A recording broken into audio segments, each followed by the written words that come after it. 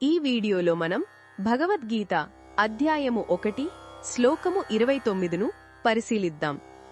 ఈ శ్లోకంలో కురుక్షేత్ర సంగ్రామంలో తన బంధువులను చూసిన అర్జునుడి మనసులోని తీవ్రమైన గందరగోళం, దుఃఖం అతని శరీరంపై ఎలాంటి ప్రభావం చూపుతున్నాయో శ్రీకృష్ణుడికి వివరిస్తున్నాడు. అతను కృష్ణుడితో తన అవయవాలు నీరసించిపోతున్నాయని, నోరు ఎండిపోతోందని చెబుతున్నాడు. తన శరీరం వణుకుతోందని, భయంతో వెంట్రుకలు నిక్కబొడుచుకుంటున్నాయని తన బాధను వెల్లడిస్తున్నాడు.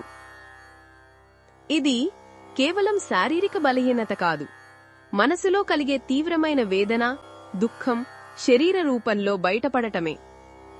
ఉదాహరణకు, మనకు ఇష్టమైన వారితో గొడవపడినప్పుడు మనకే గొంతు పూడుకుపోతుంది, శరీరం తేలికగా వణుకుతుంది. అలాంటిది ప్రాణానికి ప్రాణమైన వారితో యుద్ధం చేసి చంపాలనే ఊహే అర్జునుణ్ణి శారీరకంగా, మానసికంగా ఎంతగా కుంగదీస్తుందో మనం అర్థం చేసుకోవచ్చు. అర్జునుడు మహావీరుడే అయినా అంతకంటే ముందు సున్నితమైన హృదయం ఉన్న మనిషి. తన వాళ్లపై యుద్ధం చెయ్యాలనే ఆలోచన అతనిలోని కరుణను, మానవత్వాన్ని బయటకు తెచ్చింది.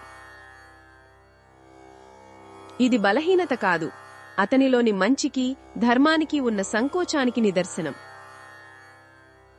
మన జీవితంలో కఠినమైన సవాళ్లు ఎదురైనప్పుడు మనసుతో పాటు శరీరం కూడా ప్రభావితమవుతుంది.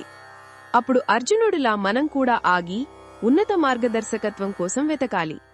బలహీనంగా అనిపించినప్పుడు సరైన దారిని ఎంచుకోవడమే నిజమైన బలం. ఇది ఈ శ్లోకంలోని భావాన్ని వివరించడమే లక్ష్యం.